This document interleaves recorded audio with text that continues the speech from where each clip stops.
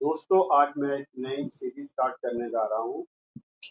सीखो अपनी कुंडली पढ़ना। दोस्तों, कुंडली देखना सीख लेना वैसे ही है जैसे अपने जीवन का जीपीएस अपने हाथ में है। जब आप कुंडली पढ़ना जानते हैं तो सिर्फ ग्रह नक्षत्र नहीं गिनते बल्कि अपने जीवन का पूरा रोड मैप समझते हैं। इसका सबसे बड़ा फायदा यह है कि आप सही समय पर सही फैसले ले सकते हैं। जैसे कैरियर का बदलना है, शादी का सही समय, बिजनेस शुरू करने का शुभ दिन या कठिन समय में क्या सावधानियां रखनी है।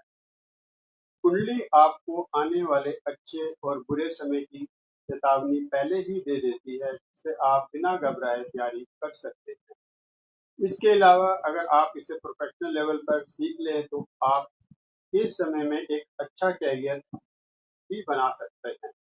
लोग आपकी सलाह लेंगे, आपकी इज्जत करेंगे और ये एक आजीवन सीखने वाला ज्ञान है, जिसे कभी कोई छीन नहीं सकता।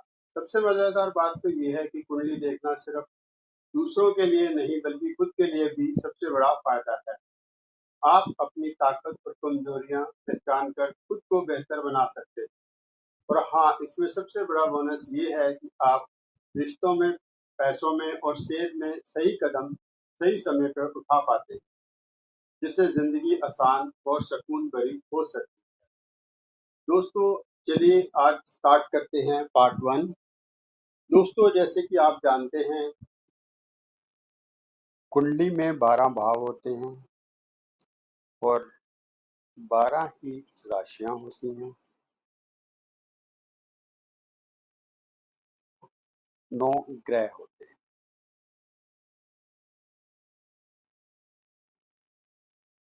अब हमसे बात करेंगे हर हाउस के बारे में। आप देखेंगे कि हाउस फिक्स होते हैं। पहला हाउस है, दूसरा हाउस, तीसरा हाउस, चौथा हाउस है, इसे हम पांचवा हाउस कहते हैं। छठा हाउस कहते हैं इसे हम सातवां हाउस कहते हैं। दोस्तों, ये आठवां हाउस है, ये नौवां हाउस है और ये 10वां हाउस है। 11वां हाउस और 12वां हाउस। दोस्तों, अब हम बात करेंगे हर हाउस के कार्य तत्व के बारे में। जैसे पहला हाउस का क्या महत्व है। पहला हाउस को लगन भी कहते हैं। ये व्यक्ति का शरीर, व्यक्तित्व, स्वास्थ्य, आत्मविश्वास, जीवन की शुरुआत, सब चीज इन चीजों के बारे में बताता है। दूसरा भाव आपके धन के बारे में, वाणी के बारे में, परिवार, बचपन और किस तरह का भोजन आप पसंद करते हैं। तीसरा भाव मेहनत का, छोटे भाई बहन का, संचार का, कला कौशल का और साहस का होता है। चौथा भाव माता का, किस तरह का घर होगा, जमीन का, वाहन का। पांचवा घर बुद्धि, शिक्षा, प्रेम, संतान और क्रिएटिविटी का होता है। छठा भाव रोग, शत्रु, ऋण, सर्विस और कंपटीशन का होता है। सातवां भाव शादी का, जीवन साथी का, पार्टनरशिप का और पब्लिक लाइफ का होता है। आठवां भाव दुर्घटना, रहस्य, आयु, शोध और परिवर्तन का होता है। नौवां भाव आपका भाग्य, धर्म, गुरु, विदेश यात्रा, ऊंची सोच और पिता का होता है।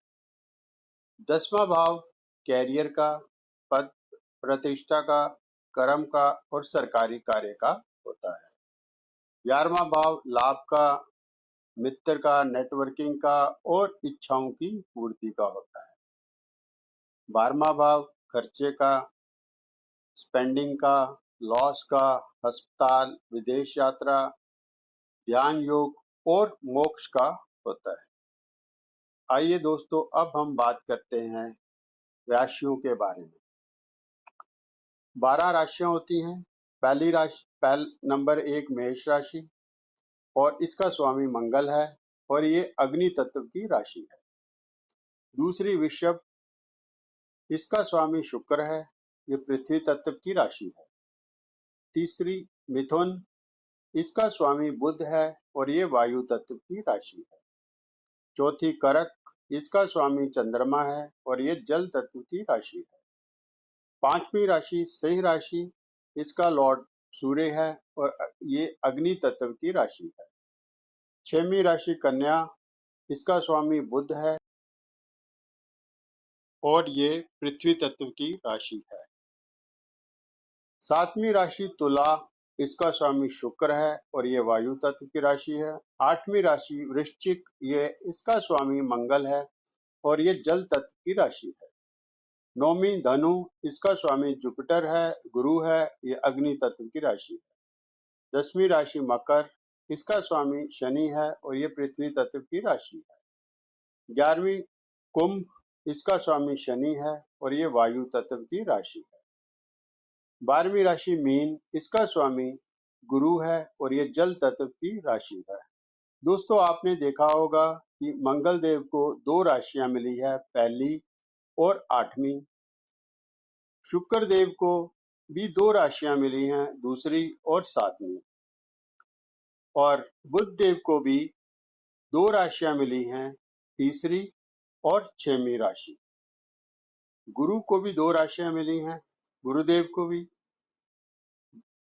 9वीं राशि और 12वीं राशि। शनिदेव को 2 राशियां मिली हैं, 10वीं राशि और 11वीं राशि।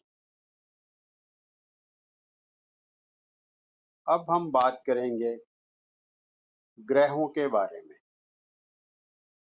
9 ग्रह होते हैं, सूर्यदेव, चंद्रदेव, मंगलदेव, बुध, गुरु, बृहस्पति, शुक्र, शनि, राहु, छाया ग्रह, केतु। अब इनके कार्य तत्व के बारे में बात करते हैं। सूर्यदेव, ये आत्मा, आत्मविश्वास, पिता, सरकार, नेतृत्व, प्रतिष्ठा, तेज, गर्मी और ऊर्जा का प्रतीक है। चंद्र, मन, भावनाएं, माता, कल्पना, आत्ते, मानसिक शांति, कोमल और संवेदनशील ग्रह है।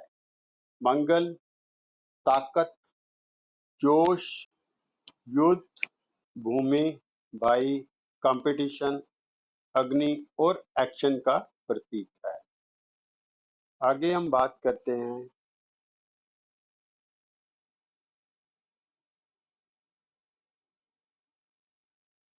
बुध, मरकरी। बुध बुद्धि, बोलने की कला, व्यापार, गणित, तर्क, लेखन, तेज दिमाग और लचीलापन देता है।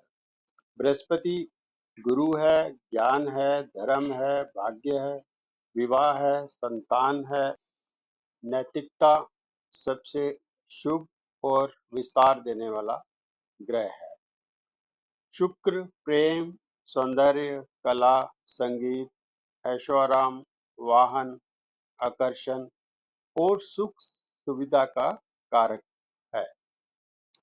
शनि मेहनत, अनुशासन, समय, न्याय, कर्म का फल, कठिनाइयां, धीमा लेकिन ये न्यायप्रिय ग्रह है। राहु छल, कपट, भ्रम, विदेश, राजनीति, अचानक सफलता या गिरावट, माया और महत्वाकांक्षी का कारक है।